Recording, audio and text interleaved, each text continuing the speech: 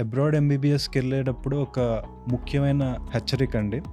ఈ మధ్య పర్టికులర్గా జెన్జీ ఏం చేస్తున్నారు అంటే గూగుల్లోకి వెళ్ళి top university in particular country అని కొడుతున్నారు. ఒక ఎగ్జాంపుల్ తీసుకుంటూ ఇప్పుడు రష్యా వెళ్ళాలి అంటే టాప్ యూనివర్సిటీ ఇన్ రష్యా అని కొడతారు. ఒక 10 యూనివర్సిటీస్ వస్తాయి.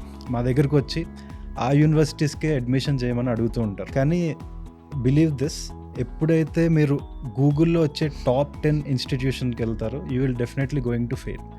ఎందుకు అంటే గూగుల్ అనేది మనందరికీ తెలుసు ఒక SEO ర్యాంకింగ్తో పనిచేస్తుంది. ఎవరైతే ఎక్కువ కాలేజ్ నేమ్ని ఎక్కువ రిపీటెడ్గా కొడతారో అదే ఫ్లాష్ అవుతుంటుంది.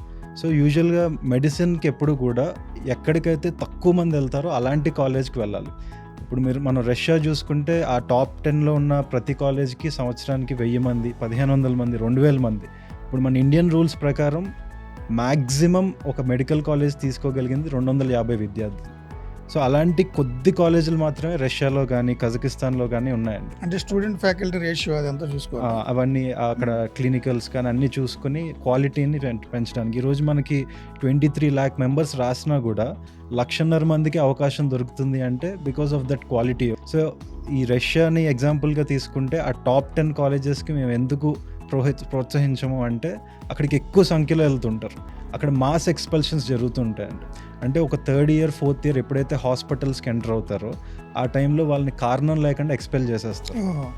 ఒక మార్క్ తక్కువ వచ్చిందా ఎక్స్పెల్, లేదంటే ఒక రోజు అటెండెన్స్ తక్కువ ఉందా ఎక్స్పెల్. అంటే కారణాలు వెతుకుతూ ఉంటారు.